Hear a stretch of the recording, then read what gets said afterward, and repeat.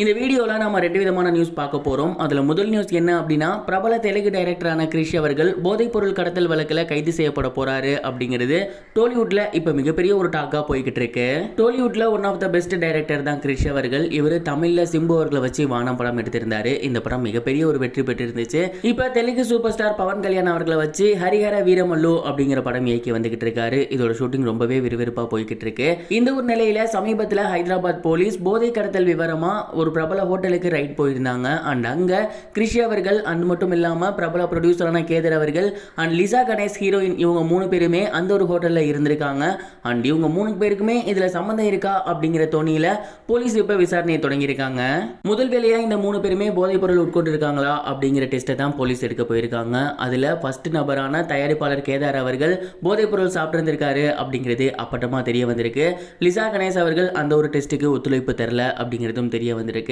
And இந்த director Girish அவர்கள் என்ன சொல்லியிருக்காரு அப்படின்னா, ஒரு படத்தோட டாக்ஸுக்காக தான் நான் அந்த ஒரு ஹைதராபாத் ஹோட்டலுக்கு போயிருந்தேன். அங்க இவங்களை மீட் பண்ணி அந்த கதையை சொல்லிக்கிட்டு இருந்தேன். ஒரு ½ hour மட்டும் தான் அந்த ஒரு ஹோட்டல்ல நான் இருந்தேன். மற்றபடி அங்க நான் எந்த ஒரு விஷயமுமே பண்ணல. அண்ட் எந்த ஒரு போதைப் பொருளும் நான் எடுத்துக்கல. வேணும்னா போலீஸ்காரங்க என்ன டெஸ்ட் பண்ணிக்கிட்டோம் அப்படிங்கிறத சொல்லியிருக்காங்க.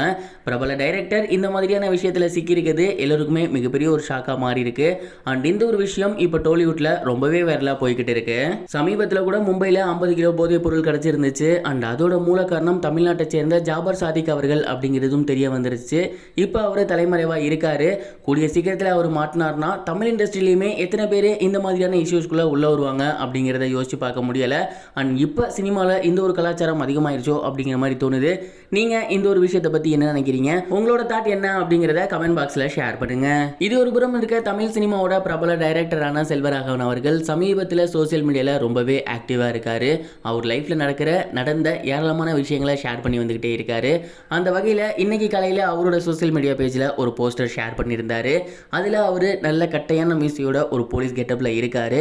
அதுக்கு கீழே கேப்ஷனா அவர் என்ன போட்டிருந்தாரு அப்படின்னா, என் வாழ்க்கையில் நான் போலீஸ்காரர் ஆகணும் அப்படிங்கிறது மிகப்பெரிய ஒரு ஆசையாகவே இருந்துச்சு. அன்பார்ச்சுனேட்லி என்னால் போலீஸ்காரர் ஆக முடியலை. என்னோட தோற்றம் அப்படி இல்லை.